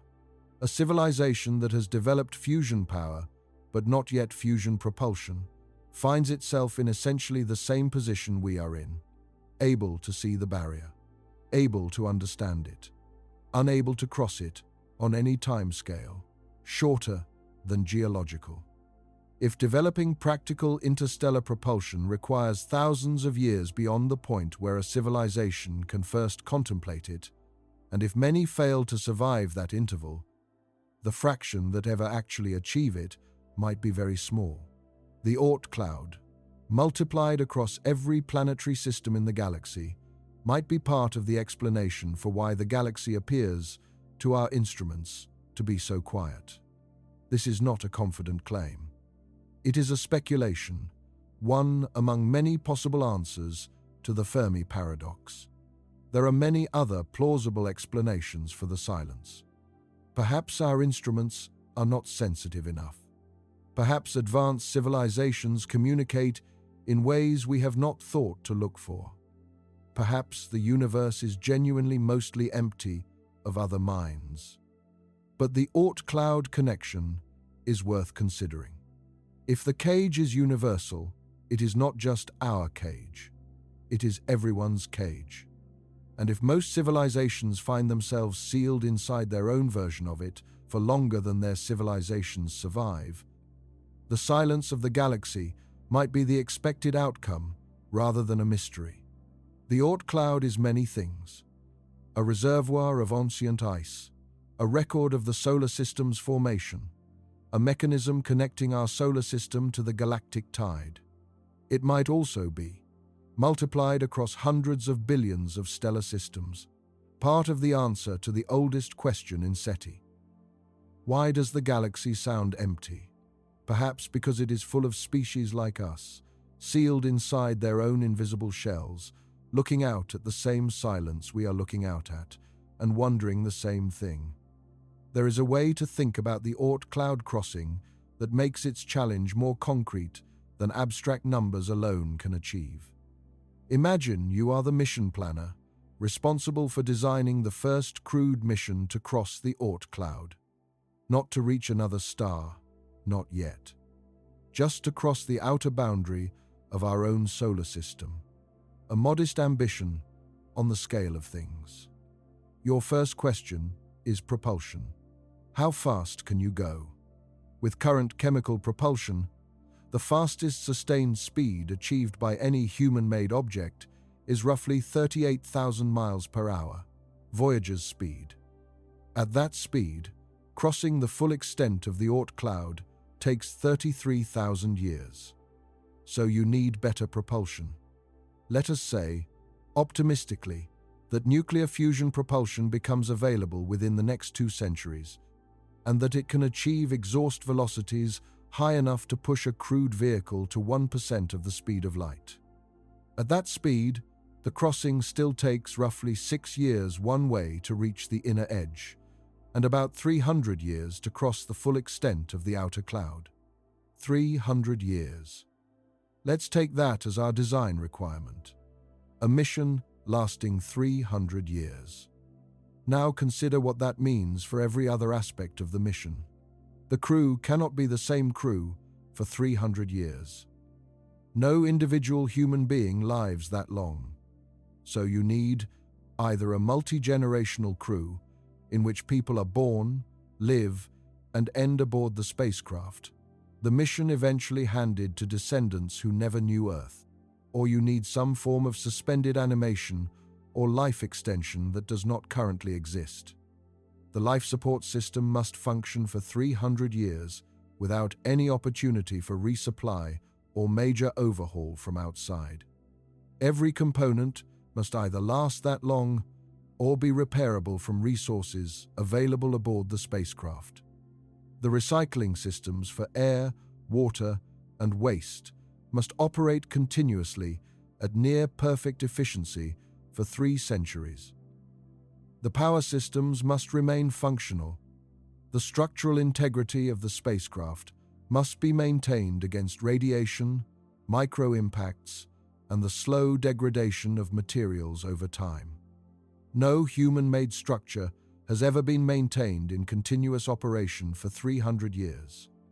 The oldest operating mechanical clocks in the world are perhaps 500 years old, but they have been maintained by generations of human craftsmen using external materials and tools. A spacecraft crossing the Oort cloud has only what it carries. The medical systems must be capable of handling every conceivable medical emergency without outside assistance for 3 centuries. Surgeries, oncology, psychiatric crises, infectious disease outbreaks, genetic disorders, accidents. The full range of human medical needs must be addressable by the crew and the systems they carry.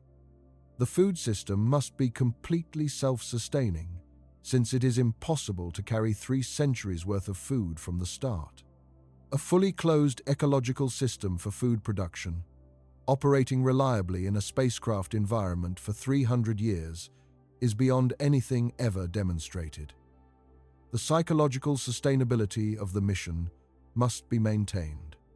Crew members must remain mentally stable, purposeful, and cooperative over lifetimes spent in a confined artificial environment with no contact with the outside world except at the speed of light, with communication delays growing to days and then weeks as the distance increases. The governance structure of the mission must persist and remain functional across multiple generations of crew. The original mission mandate must remain operative even as the crew's relationship to that mandate changes through generations that had no choice in participating. None of these problems are explicitly impossible. Each one is a genuine engineering and human challenge. But each one is also a challenge that has never been successfully demonstrated, even in part, let alone altogether, for a duration of 300 years. This is the real meaning of the Oort cloud as a barrier. It does not say, "You cannot go there." It says, "Going there requires simultaneously solving a dozen civilizational-scale engineering and social challenges, all of them at once. All of them to standards that no one has ever demonstrated, for durations that no human institution has ever maintained.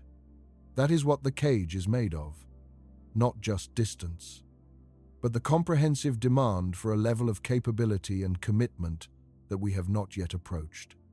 In 2017, something happened that, in retrospect, makes the Oort cloud story feel more complete.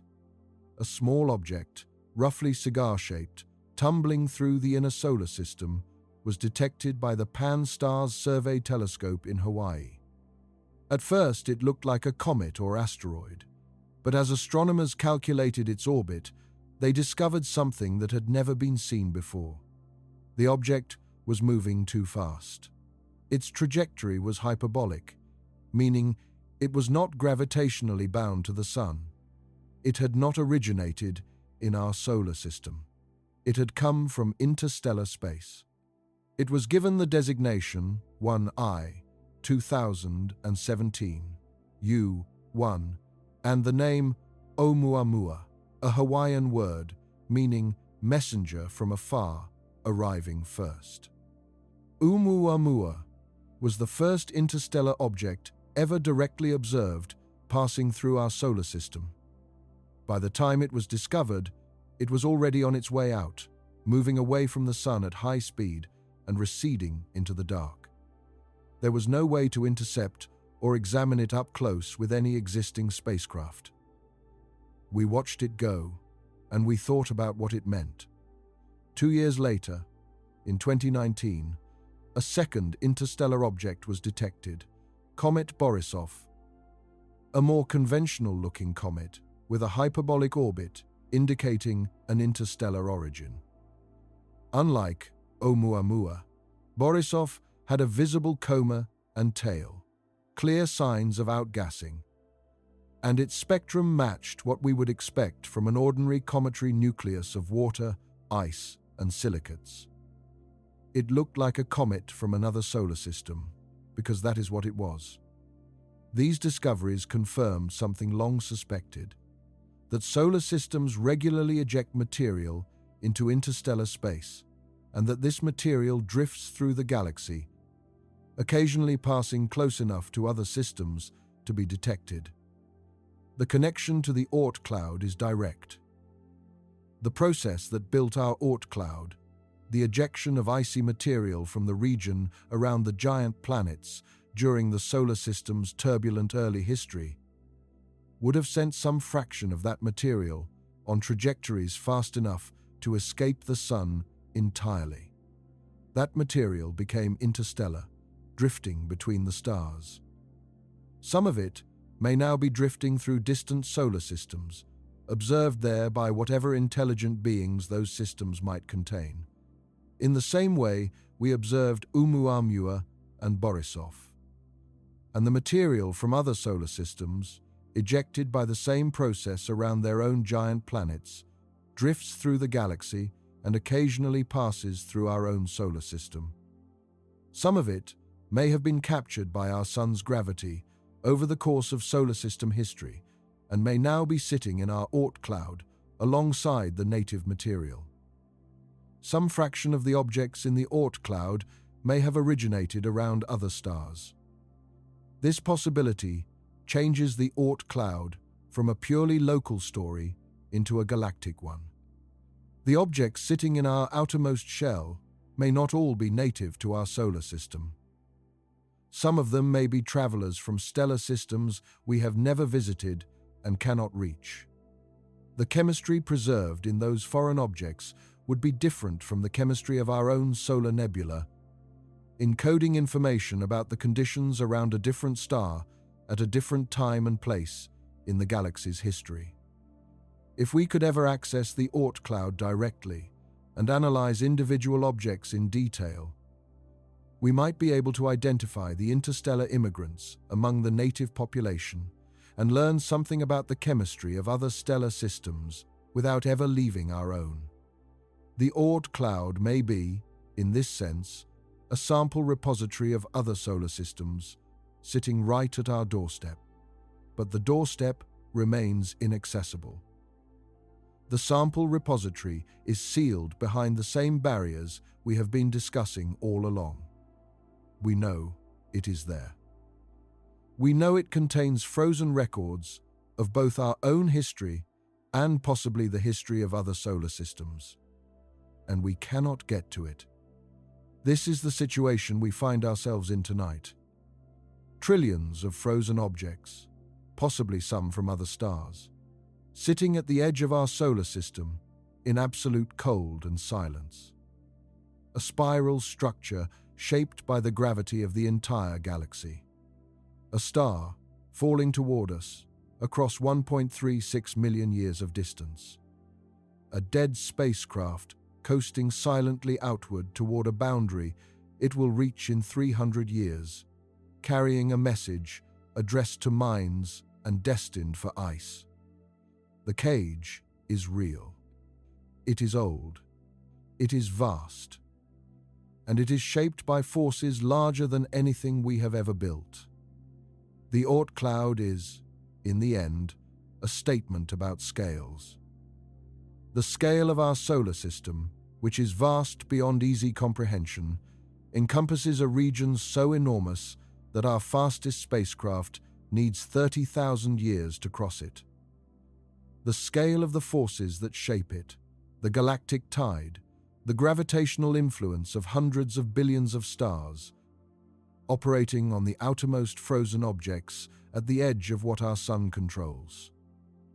The scale of time, 4.5 billion years of preservation in the cold, and 1.36 million years until the next major disruption. And the scale of what we are, set against all of this. We are a species that has been technologically capable, in any meaningful sense, for roughly 300 years. We developed the first steam engines in the early 1700s.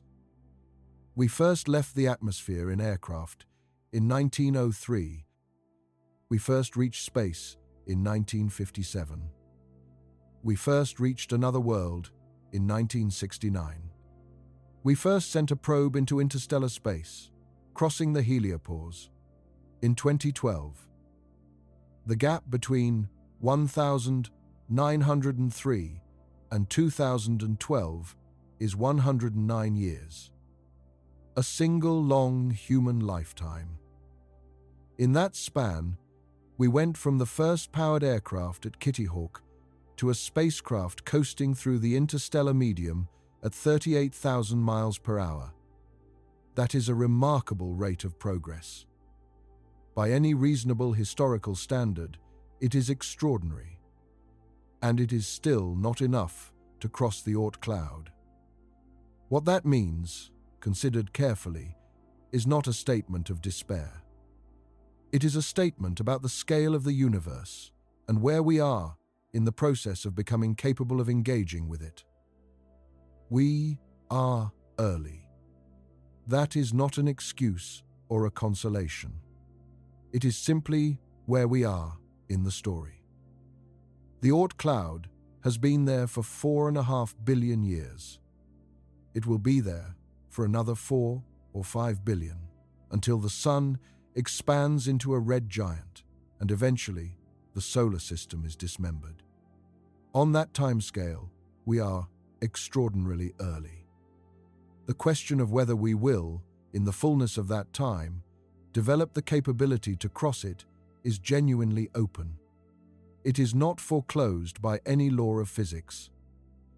The laws of physics do not say it is impossible. They say it is hard. And hard things have been solved before by species that were willing to spend enough time on them. The Oort cloud is the universe's way of telling us where we stand. It is enormous, invisible, ancient, and maintained by the gravity of an entire galaxy. We are the first species on this planet to have mapped it, to have understood its origin and its structure, to have found a spiral within it shaped by the Milky Way, to have traced the path of Gliese 710 and calculated when it will arrive. We cannot cross the cage, but we have understood it. That is where we are. And it is, by any reasonable measure, an extraordinary place to be, even if it is not yet where we want to go. It is worth clarifying a detail that sometimes gets blurred in popular discussions of the Oort cloud. There are actually two distinct regions within it, and they behave somewhat differently. The inner Oort cloud, sometimes called the Hills cloud, after the astronomer Jack Hills, who proposed its existence in 1981, occupies roughly the region between 2,000 and 20,000 astronomical units from the Sun. It is denser than the outer cloud, contains perhaps 5 to 10 times more objects per unit volume, and is shaped somewhat more like a thick disk than the outer region, though still considerably puffed up out of the plane of the planets. The inner cloud is less directly exposed to the galactic tide and to passing stars because the Sun's gravity is stronger there and provides more protection against external perturbations. Objects in the inner cloud are harder to dislodge. They tend to stay where they are. The inner cloud is, in a sense, the stable reservoir behind the more accessible outer cloud. The outer Oort cloud, from roughly 20,000 to 100,000 astronomical units, is the spherical shell that Oort originally described. It is more directly shaped by the galactic tide, which is why it is fully spherical rather than disk-like. It is more easily perturbed by passing stars. It is the region from which most long-period comets are drawn. Think of it this way. The outer cloud is the pantry you can reach. The inner cloud is the deep storage you cannot easily access. When the outer cloud is depleted by a stellar encounter, the inner cloud slowly replenishes it over millions of years, transferring objects from the inner reserve to the outer region. This two-component structure means the Oort cloud has a natural buffering system. Dramatic short-term perturbations, like the passage of Gliese 710 in 1.36 million years, primarily affect the outer cloud. The inner cloud remains relatively undisturbed and continues to slowly feed the outer cloud long after the perturbation has passed. It is the inner cloud that holds the spiral structure found in the 2025 simulations. And it is the inner cloud that Sedna may be a member of. The boundary between the inner and outer cloud is not sharp. There is no line in space where one ends and the other begins. It is a gradient, a transition zone where the relative influence of the Sun's gravity and the galactic tide shifts gradually from one regime to the other. But knowing that the Oort cloud has this internal structure makes it somewhat less mysterious and somewhat more comprehensible. It is not just a uniform fog of frozen objects. It is a layered system with distinct dynamics in its inner and outer regions, shaped by the interplay between our Sun and the galaxy around it. Understanding this structure, even entirely through inference and simulation, is itself a remarkable achievement. We have mapped the internal architecture of a structure no one has ever seen. So what is the Oort cloud, in the end? It is the true and complete territory of our star, the outermost boundary of the solar system, not where the planets end, but where the sun's gravitational authority genuinely gives way to the galaxy around it. And it is simultaneously the most vivid demonstration of why that authority ends so far short of anywhere else we might want to go. It is a time capsule. The frozen material, preserved out there, is essentially unchanged since before the planets finished forming. It carries the original chemical composition of the solar system's birth, in a form more unchanged than anything we can access anywhere within reach. It is waiting in the dark, with a patience that makes all of human history look like a brief morning. It is a mechanism, not a static wall. The galactic tide shapes it into a sphere and periodically shakes comets loose from it. Passing stars disturb it. Gliese 710 will disrupt it in about 1.36 million years, and the effects will persist for 3 to 4 million years after that. The Oort cloud is an interface between our solar system and the galaxy around it, a two-way membrane through which the outside reaches in. And it is a cage, not a dramatic cage, not a wall you could photograph or blast through. A cage made of the most implacable materials the universe offers: time, distance, and the exponential mathematics of propulsion. The kind of cage whose bars are invisible because they are made of physics itself. We are residents of this solar system, citizens of the galaxy only in imagination, in our mathematics, in the light we receive from stars we will never reach. And there is a question buried in that fact that deserves more than a passing thought. Every solar system in the Milky Way formed by the same process as ours. Every planetary system around every star passed through the same chaotic early phase, with giant planets migrating and flinging material outward, building an Oort cloud equivalent in the process. The galactic tide acts on every outer cloud around every star, maintaining its structure and slowly dislodging objects from it. What surrounds us is not peculiar to us. The Oort cloud is a consequence of how planetary systems form. It is universal. If it is a cage, it is a cage surrounding every solar system in the galaxy. Every civilization that has ever arisen anywhere in the Milky Way, if any have, faces the same structure surrounding its own star before it can even begin to address the vast distances between the stars. The Oort cloud problem is not uniquely our problem. It is the problem for any technological species in any solar system. And if that problem is genuinely difficult, if it requires centuries or millennia to solve, then, perhaps, part of the silence we hear when we listen for signals from other intelligences is not the silence of an empty universe. Perhaps it is the silence of civilizations exactly like us, each one sealed behind its own invisible shell of expelled construction debris maintained by the galaxy's own gravity.